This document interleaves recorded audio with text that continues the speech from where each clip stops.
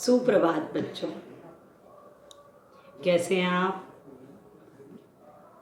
आप अपना कक्षा का जो भी आपको अभ्यास कार्य दिया जा रहा है, जो भी आपको गृह कार्य दिया जा रहा है, या जो भी आप वीडियोस देख रहे हैं, उसमें जो भी काम दिया जा रहा है आप उसका इसी तरह से अभ्यास करते रहिए। तो बच्चों, इससे पहले हमने पढ़ा था पाठ 3 पिता का पत्र, जिसमें पिता यानी कि महात्मा गांधी जो है वो जेल से अपने बेटे को पत्र लिखते हैं और उसकी कुशल मंगल कामना के बारे में, परिवार के कुशलता के बारे में जानना चाहते हैं। तो आगे वो बहुत सी बातें उनके साथ शेयर करते हैं यानी कि बांटते हैं। तो बच्चों, और कौन कौन सी बातें हैं जो वो अपने बेटे के साथ पत्र के माध्यम से बांटते हैं यानी कि शेयर करते हैं? कौन कौन सी बातें हैं वो? तो उसके लिए हम पाठ पढ़ेंगे आगे।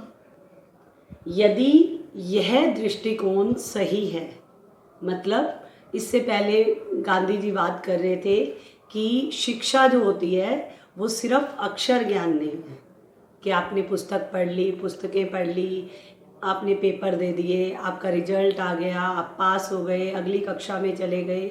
तो शिक्षा जो है वो अक्षर ज्ञान नहीं है, बल्कि सच्ची शिक्षा क्या है? सच्ची शिक्षा जो है वो है चरित्र निर्माण, और कि आपको अपने कर्तव्य, कि आपको जीवन में क्या करना है, एक अच्छा नागरिक बन के आपको कौन कौन से काम करने हैं, वो सब है।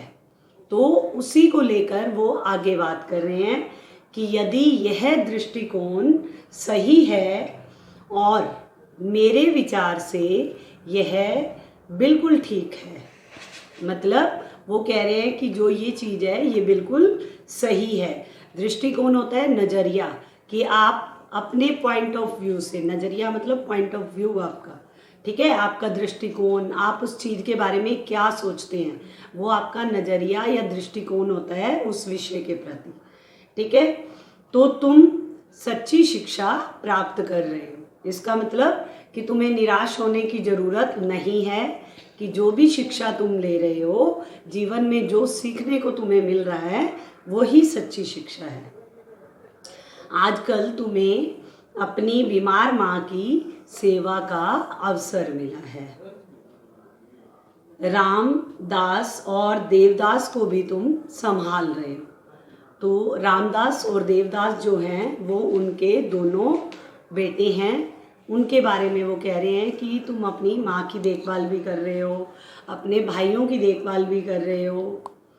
यदि यह काम तुम अच्छी तरह और आनंद से करते हो तो तुम्हारी आधी शिक्षा तो इसी के द्वारा पूरी हो जाती है, कि तुम्हें निराश होने की आवश्यकता नहीं है कि तुम अच्छी तरह से पढ़ नहीं रहे हो, बल्कि तुम वाकई में सच्ची शिक्षा ग्रहण कर रहे हो, कि तुम अपने जिम्मेदारियों को निभा रहे हो, कि अपनी माँ की देखभाल कर रहे हो या अपने भाइयों की अच्छे से देखभाल कर रहे हो। और अगर ये सब काम, ये जो तुम्हारी जिम्मेदारियाँ हैं, अगर तुम इसको अच्छी तरह से करते हो और आनंद से करते हो, यानी उसको एक बोझ समझ के नहीं कर रहे हो, बहुत खुशी से उस काम को कर रहे हो, तो तुम्हारी आधी शिक्षा तो इसी के द्वारा पूरी हो जाती है। तो तुम्हें निराश होने की आवश्यकता नहीं है। उसके बाद आगे वो और कुछ बताते हैं। क्या बताते हैं? कि संसार में 3 बातें बड़ी महत्वपूर्ण हैं।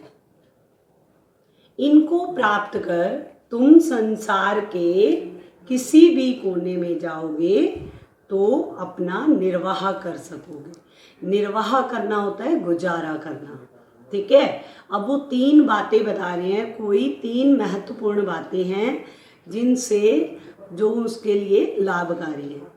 तो क्या कहता है कि अगर तुम इन 3 बातों को प्राप्त कर लेते हो, सीख लेते हो, तो संसार के अगर आप किसी भी कोने में, किसी भी देश में, किसी भी राज्य में जाएंगे तो क्या होगा? आप अपना गुजारा कर सकते हैं। अब ये 3 बातें कौन सी हैं? ये 3 बातें हैं अपनी आत्मा का, अपने आप का और ईश्वर का सच्चा ज्ञान प्राप्त करना।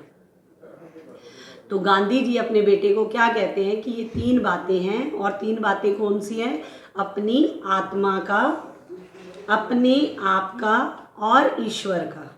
अपनी आत्मा का, हम बोलते हैं ना कि मतलब अगर मैं कुछ गलत काम करता हूँ तो मेरी आत्मा गवाही नहीं देती, ठीक है, इससे मेरे मन बहुत प्रसन्न हुआ, मेरी आत्मा को खुशी मिली। यानी कि हमारा अंदर, कि हमारे अंदर जो है, जब भी हम कुछ अच्छा या बुरा करते हैं तो वो हम महसूस करते हैं।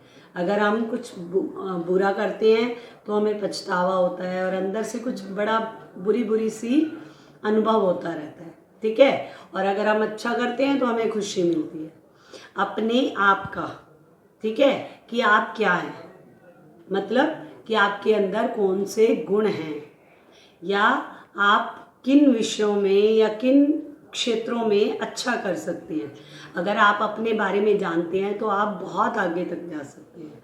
और ईश्वर का, यानी कि उस परमात्मा का सच्चा ज्ञान प्राप्त करना।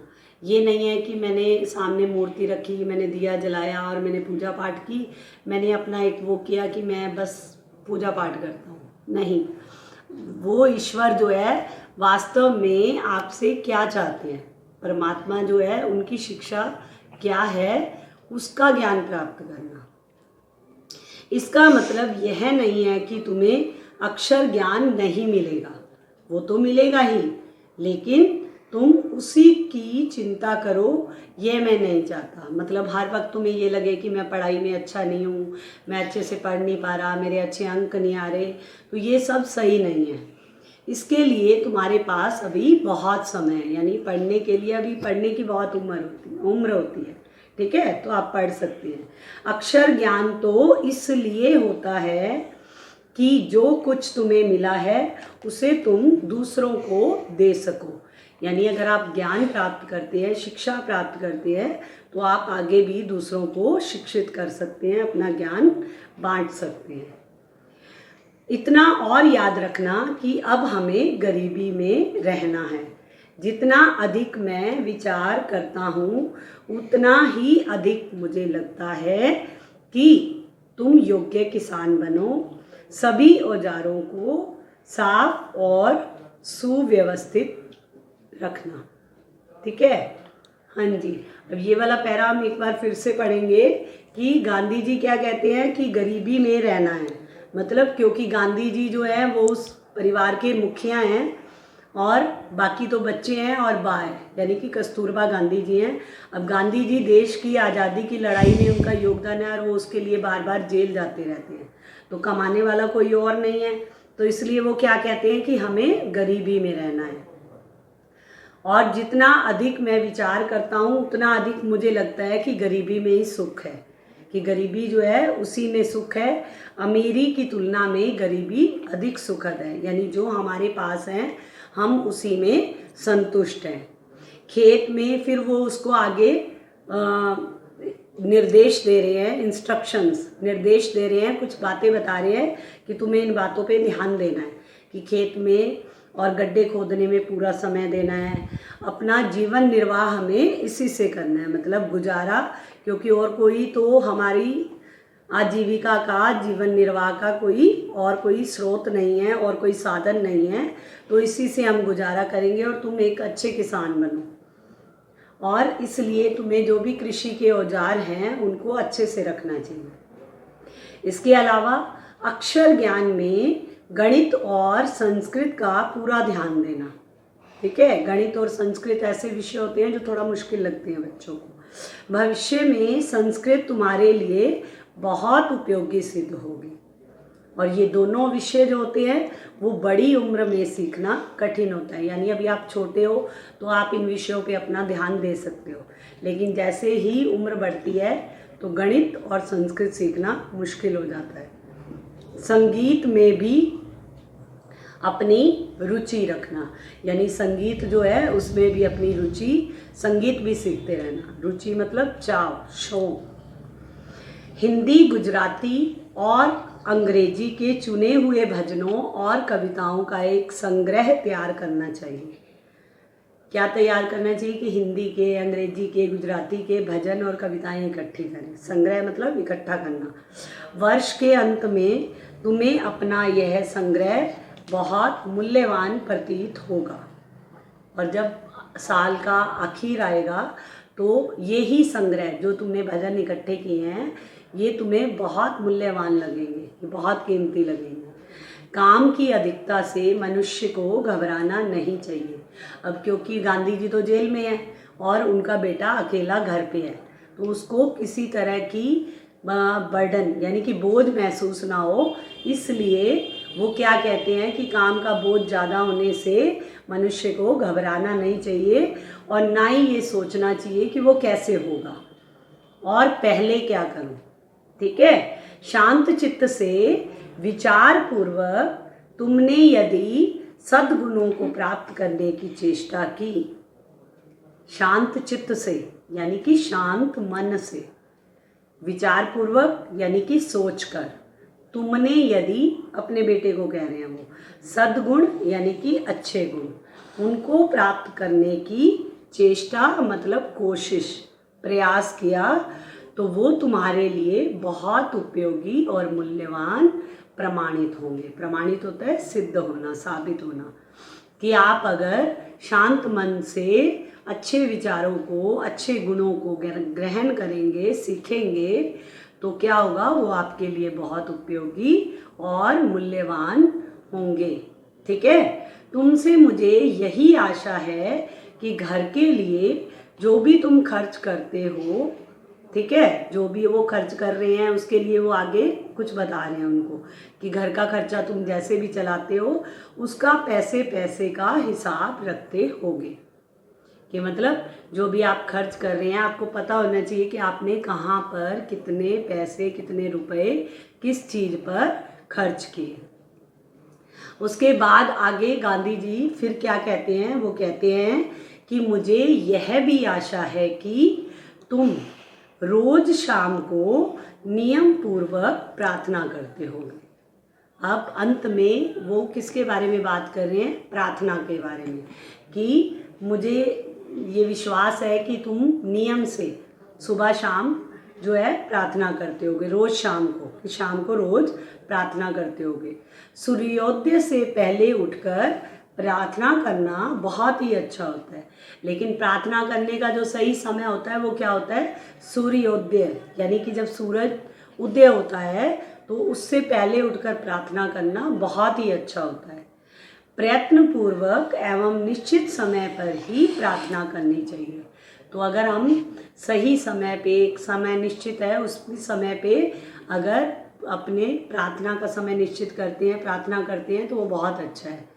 यह नियमितता मतलब जब हम एक काम को रोजाना उसी समय पे करते हैं, ठीक है, अगर मैं सुबह 6 बजे उठता हूँ, मैं रोजाना 6 बजे ही उठता हूँ, तो एक नियम बन जाता है मेरा।